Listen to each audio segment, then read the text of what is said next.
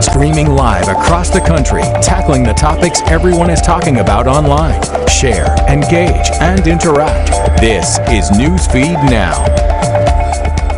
Good morning, everybody. Today is Wednesday, February 10th. We made it halfway through the week. So glad to have you with us on Newsfeed Now. I'm Suzanne Bruner. If this is your first time clicking in, some interesting stories are coming down our newsfeed this morning, such as how everyday people are taking their time to find a COVID vaccine for strangers. Also, someone hacked a city's water supply, and you're not going to believe who caused a 5-car pileup in Australia. We're going to get to all those stories here in just a few minutes. But first, a lot of people are talking about developments happening on Capitol Hill today. So it is day 2 of the historic second impeachment trial against former President Donald Trump. Trump is charged with inciting an insurrection on January 6th as Congress was certifying the election results. Just yesterday, the Senate heard an emotional appeal from Democrats who opened their case by bringing senators back to January 6th.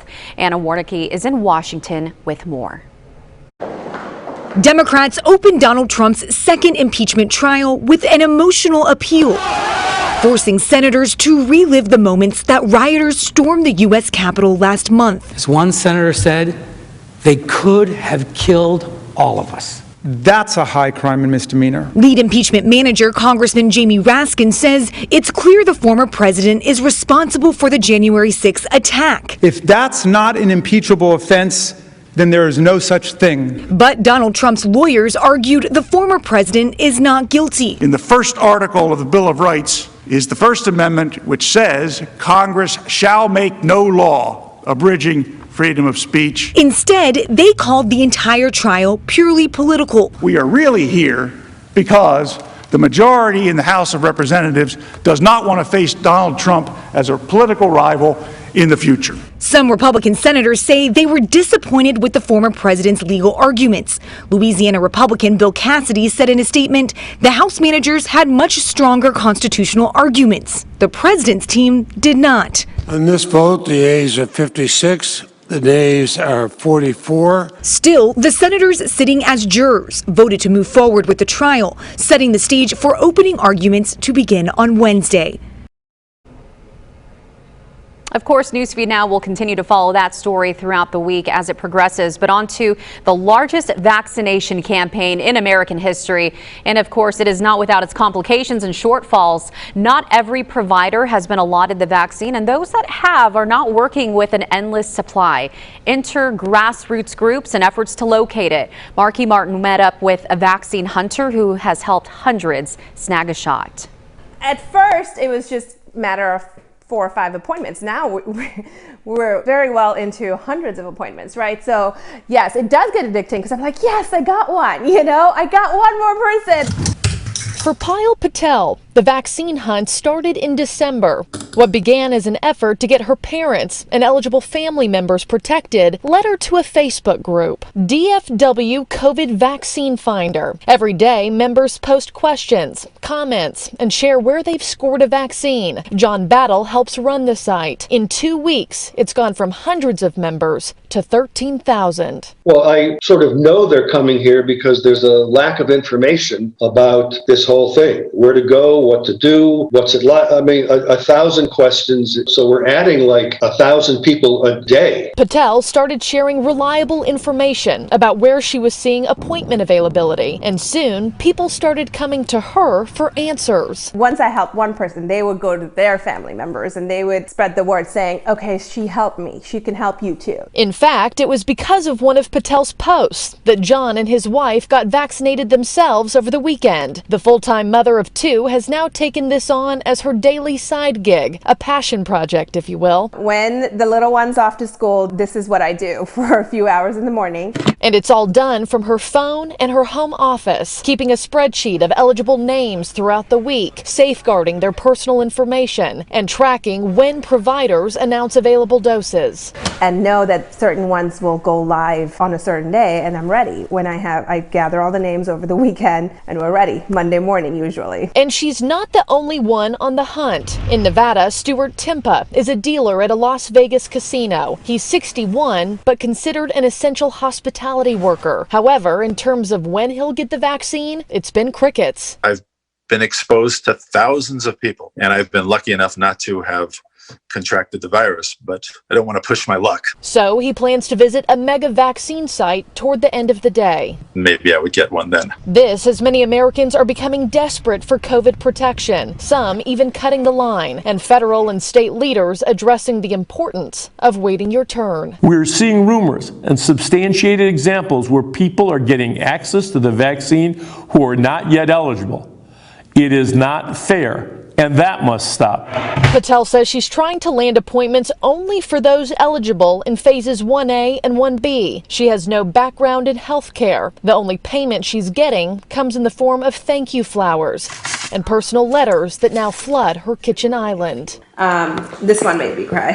Being able to take my dad to get his vaccination means so much to both of us. Checking emails and answering strange phone calls is over thanks to you. A humble hero with a heart the size of Texas. I haven't done anything special except click on a link and put in a little bit of info and just pray to God that I get it. That was a really interesting story there to see how many people have come together really working for a common cause. Now, I really want to go back to the second impeachment trial, the second day of the impeachment trial that is happening today.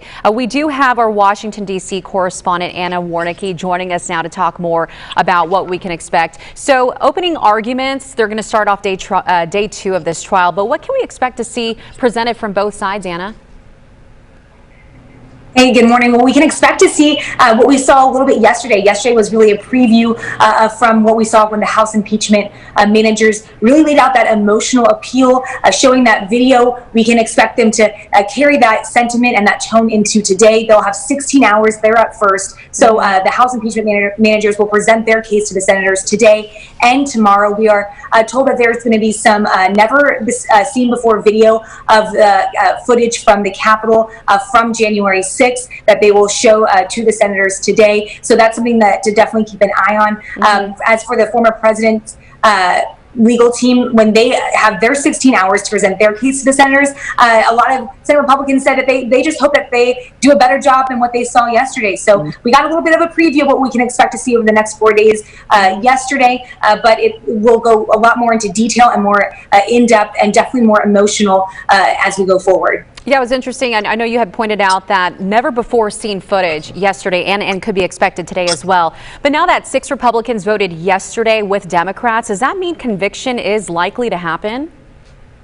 Well, it's important to keep in mind that those 6 Republicans, they just voted to keep this process going. They said it was constitutional. So even if they were to vote that or to convict the former president, that's still not enough to meet the 2/3 majority needed for conviction. That needs 17 Republicans to join all 50 Democrats in order to do so. So that those 6 Republicans doesn't meet that threshold at the moment, but a lot of Republicans walked out yesterday saying that they're going to wait and see and hear both sides and hear both cases before they make their final decision. Okay, and what's the schedule for the rest of the week, and what's the timing of this trial, Anna?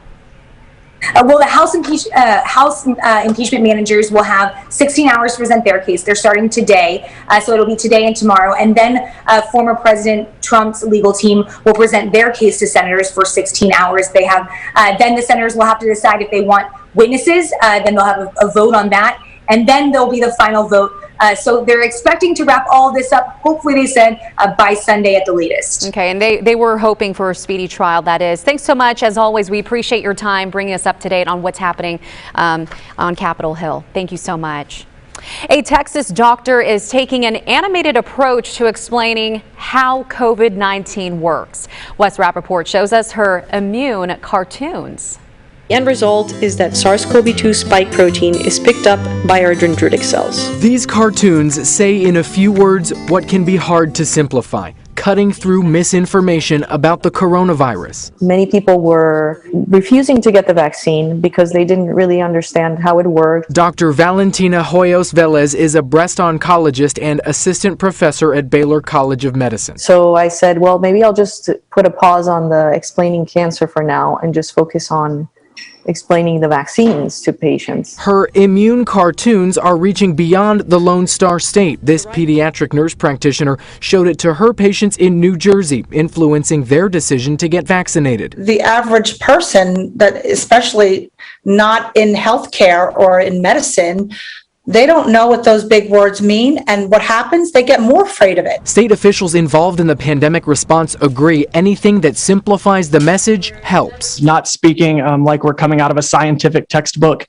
I think is something that I've tried to do so that everyone has the ability to understand the negative effects of the disease and even in the positive effects of what we can do to slow the spread of COVID-19 in our communities. Perhaps most surprising, Hoyos Velez didn't know she could draw until the pandemic started. Nothing gets to the point in my experience as the cartoons have. I think it's great if the more people can use it, if they find it useful. Yeah, I'm very happy.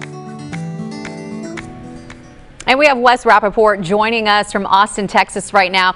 The last thing that was mentioned in your package was she didn't know she could draw. Like, looking at those cartoons, that is really impressive. I know, she's so good. And she was telling me, you know, she was trying to find some of those creative outlets during the pandemic, you know, spending a lot of time working from home, trying to find some ways to unleash the creativity. And so she picked up the tablet and the pen and started, you know, working on one of those apps where you can do some of the drawing, and turns out she's pretty good. It's really, really good. I mean, what made her think, you know, how did she come up with the idea? Did she say, like, this is probably the best way to really give people a visual of what we're talking about here? Because we know simplifying these big medical terms really, really does help. Yeah, that is the vein that she was trying to go down. You know, she works with cancer patients mostly, and she does a lot of research on immunotherapies. And so, you know, talk about kind of those complicated issues. You want to boil them down to like what you heard there. You know, you want to make sure that it doesn't sound like it's coming from a science textbook. And so she wanted to sort of work through how can we simplify the explanations for all of these complex issues. And there's so much misinformation going around right now. She wanted to cut through the misinformation, explain, you know, this is from a doctor, from a scientist, what's going on, and in a visual way too. What's really great is not only is she doing this in English, but Spanish as well. What kind of feedback has she received? She says that the Spanish version actually has been more popular than the English version on her YouTube channel, and that she's gotten feedback from friends and colleagues in other parts of the world who say, you know, they would like to translate them into French, into Italian, you know, put subtitles on in other languages to reach an even broader audience. So that's encouraging. That is really neat. Wes, thanks so much for bringing us that story. Curious to see what she is going to draw up here soon. And what's next for her? All right, well, the NTSB has determined the cause of a helicopter crash that killed Kobe Bryant, his daughter, and 7 others more than a year ago. The NTSB reports the pilot was spatially disoriented in the clouds. The pilot was not authorized to fly in the low clouds and radioed he was flying under visual flight rules. He thought he was climbing to get out of the clouds, but ultimately banked the helicopter hard to the left, which led them going down and crashing into the hillside. On to a disturbing situation in Florida. Someone hacked the city of Oldsmar and tried to poison the water supply. Masa Sadie has more on how it happened, where police are with their investigation. The FBI and the Secret Service, of course, are undergoing an investigation. Tonight, the White House responding after an unidentified hacker tried to poison the water supply in Oldsmar. Last week, the system was remotely accessed to dramatically increase the levels of lye, the main ingredient in drain cleaner. While law enforcement officials stressed the public was never at risk, the incident has revealed a vulnerability in critical infrastructures nationwide. Cybersecurity experts aren't just worried about the water, but also nuclear plants, electrical power grids, sewer systems, and more. I will say, broadly speaking, that the president, the vice president, members of our national security team are focused on elevating cybersecurity as a threat. While there were exposures before COVID greatly increased the threat and exposure. Eric Cole has worked in cybersecurity for 30 plus years. He was once a professional CIA hacker and chief scientist for Lockheed Martin. He says COVID is increasing exposure because more and more employees are working from home. Because organizations overnight had to survive. Many of these systems that were not directly accessible from the internet are now being directly accessible to make it easier for people to work remotely. Take Tampa Bay Water, for example. They supply water to more than 2.5 million people in the Bay Area. In a statement, a spokesperson says, quote, "During the pandemic, we temporarily provided remote access to very select few employees. Access requires multiple layers of authentication. Tonight, the mayor of Oldsmar says the city is reevaluating its policy on the continued need for remote access." Now on to a prank gone wrong. Police say a man shot someone during a fake robbery. They're saying the prank was all for a YouTube video. Chelsea Beimfor breaks down what exactly happened. That's a really bad idea. Like, who would do that? What started out as a prank in the parking lot of Urban Air Trampoline Park in Hermitage turned out to be not so funny.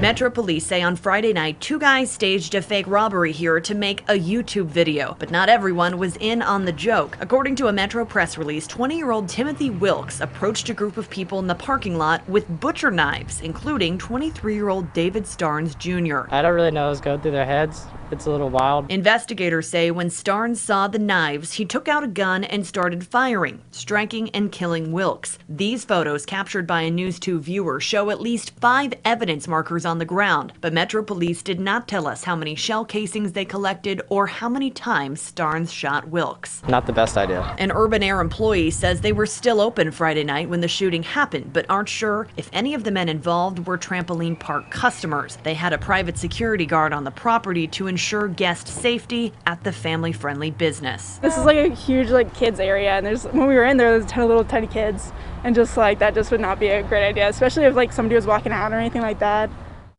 Such a scary situation out there. Fans of Morgan Wallen are buying up the country star's latest album after a video showed him shouting a racial slur last week. Dangerous, the double album, retains its top spot for a 4th week on Billboard's all-genre albums chart, less than a week after Wallen apologized for using racist language. Well, the country music industry publicly rebuked him. Radio stations and streaming services removed his songs from their playlists, but fans responded by playing him even more. Billboard reports that his latest album sold 25,000 copies during the last week, seeing an increase of 102%. Now to a story that's trending out of the Midwest of incredible bravery. A South Dakota father is hugging his family a little tighter after a fire broke out inside their home Sunday night that sent him scrambling around the house to find his 4 children and their pet. Don Georgeson has more on this story.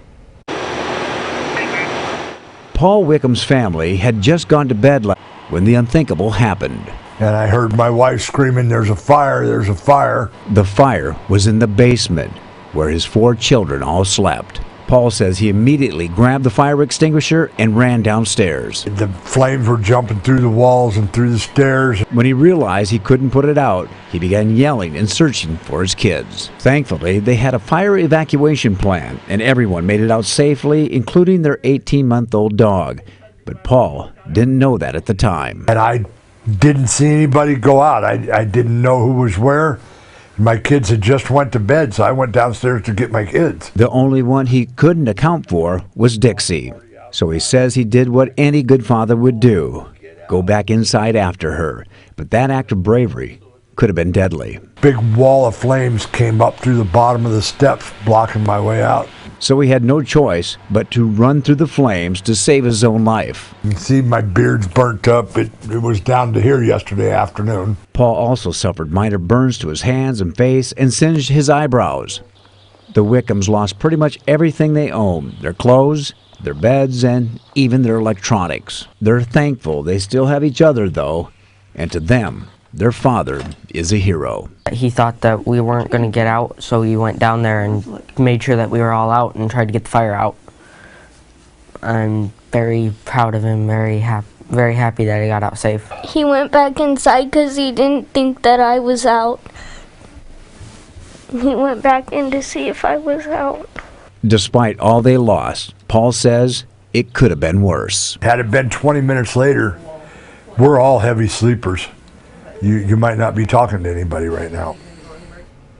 Such incredible bravery by that father there. Well, no doubt Chiefs fans are still feeling the blow of a Super Bowl loss. There was so much anticipation and excitement, and many stores had plans to sell new Super Bowl 55 gear as soon as the game ended. But have you ever wondered what happens with all that merchandise? Reagan Porter shows us. After a tough loss for Chiefs Kingdom, Academy Sports says out of sight, out of mind. These unopened boxes of Super Bowl championship gear get packed up and put on a truck to ship out. Kind of disappointing. Store director Joe Barton says the amount of merchandise is similar to how much it stings. A lot. Multiple boxes, pallets of them. We were getting more stuff in today if we would have won. So we do have to send all that stuff back to the vendor now. The only champion shirts hanging on these racks are touting our AFC win. If the Chiefs would have won in Tampa, you know there would be Super Bowl gear galore. So what happens to the already printed stuff?